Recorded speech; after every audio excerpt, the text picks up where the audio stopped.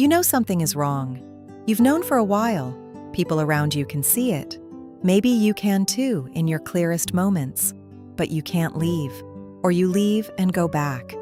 Or you stay and tell yourself it will get better. And the feelings are so intense. The love, the longing, the fear of losing them, that it must be real.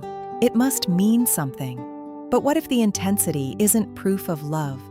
What if it's proof of something else entirely? Here are 7 signs you may be trauma-bonded, not in love. Sign 1. The relationship follows a cycle of tension, explosion, and reconciliation. Things build. Tension rises. Small criticisms, distance, a feeling of walking on eggshells. Then it breaks. A fight, an incident, an outburst, something that hurts. And then, relief.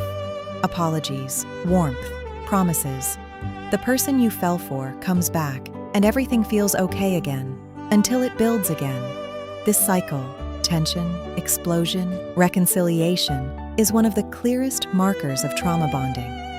The relief phase feels like love, but it's your nervous system exhaling after prolonged stress. Sign 2. You feel more attached after things get worse, not less. In a healthy relationship, pain creates distance. You pull back, reassess, protect yourself. In trauma bonding, it works the opposite way. After something hurtful happens, you find yourself more desperate to fix it, more attached, more focused on them. The hurt pulls you closer instead of pushing you away. This is your nervous system responding to threat the only way it knows how, by clinging to the source of both the pain and the comfort, because they are the same person. Sign 3. You make constant excuses for their behavior to other people, to yourself. They didn't mean it. They had a hard childhood. They're working on it. You provoked them. It wasn't that bad. The explanations come quickly, almost automatically, and some of them may even be partly true. But when you find yourself consistently defending someone who consistently hurts you, that's not understanding. That's protection. Protection of the bond at all costs. Sign 4.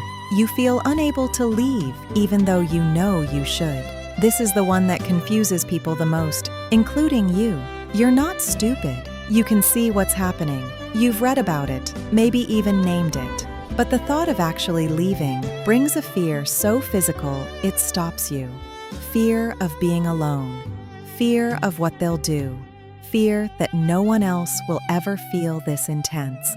Trauma bonding doesn't feel like being trapped. It feels like choosing to stay. But the choice is being made from a nervous system that has been conditioned to need this specific person to feel okay. Sign 5. The good moments feel like proof that the relationship is worth it. After every painful period, the good moments arrive, and they feel like evidence. See, this is who they really are. This is what we have. This is worth fighting for.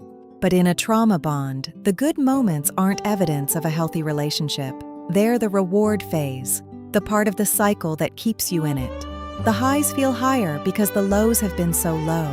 That contrast isn't passion, it's conditioning. Sign 6. Your sense of self has slowly disappeared.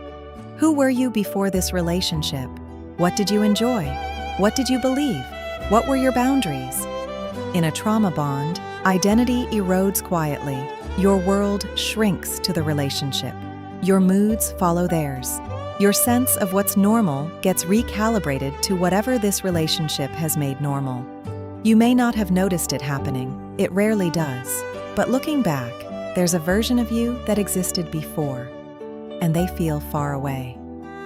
Sign 7. Leaving feels like grief. Even when the relationship was hurting you. People expect that leaving a bad relationship should feel like relief. But in trauma bonding, leaving feels like loss. Deep physical grief, like mourning someone who died. Even when they hurt you, even when you know it was wrong. This grief is real. It's not proof you made a mistake by leaving. It's proof of how deeply your nervous system became attached to the cycle, to the person, to the hope that the good version of them would finally stay. That grief deserves to be taken seriously, and so do you. Trauma bonding isn't a character flaw. It's a neurological response to an inconsistent environment, the same mechanism that helped humans survive unpredictable danger. Recognizing it is the first step, not because it makes leaving easy. It doesn't, but because it means you finally have the right name for what you've been living through. And with the right name, you can begin to find your way out.